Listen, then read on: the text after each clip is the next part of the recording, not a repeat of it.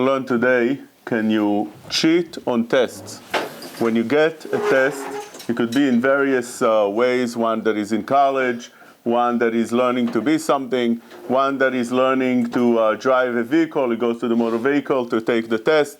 Can you cheat on the permit? Are you allowed to do such a thing? Few poskim speak about it, and they speak about it very harshly. Rav Moshe Feinstein in Igrot Moshe Choshen Mishpat Chelek Bet Siman Lamed brings a tshuva on this. We found the Shevet HaLevi that speaks about this, and the Mishneh Halachot of Menashe Klein, and they say that it's asur for a few reasons. First of all, the isur of dina de malchut adina. You have such a isur that whatever the government says, you must those are the terms, and you must comply by. You can't change that. The Rashbam says in Nundaled Amud Bet in Baba Batra, Kol dinei misim ve'arnoniot u'minhagei mishpatei hamelachim sheregilim lehanhig dinu, which means anything that the government conducts and says that's the halacha, that's the law, that becomes a din, and one has to comply by that, by the law of the Torah as well. It's called dina de malchut dina. But not only that, you have also midinei Torah, dinim of gneivat dat, that the Shulchan Aruch is posek, that applies also by a goy, which means you're not allowed to cheat, although you're not gaining anything, even without gaining anything.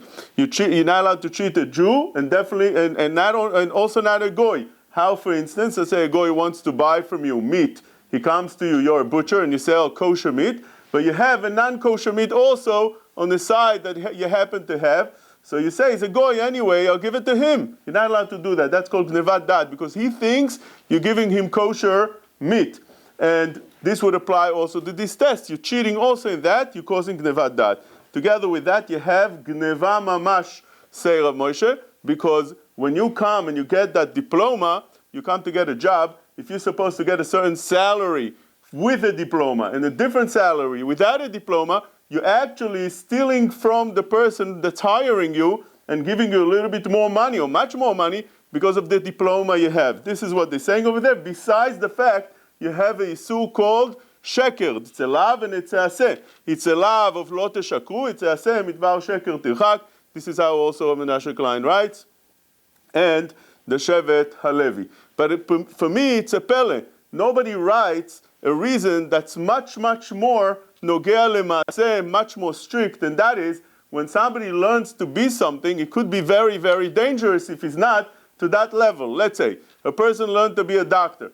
Now, instead of getting to the diploma honestly, he had to cheat a little bit, copy a few answers, cheat around, and get the diploma. Now he becomes a doctor. So let's say he's such a doctor that has to operate on a person.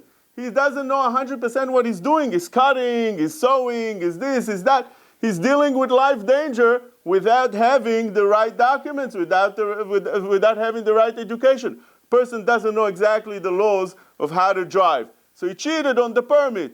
Maybe he was able to bribe a little bit the person that was driving him. That's very nice. You got your permit, you got your license, now you're on the wheel. You're not 100% trained, you don't know how to drive, you could kill somebody. These are much more important things, and therefore, although we have all the laws that we explained from the poskim, but I think this law is also as important, if not more, that a person must know that when you come to a test, you need to know that it's asur mamash to cheat on the test for all the reasons we just explained.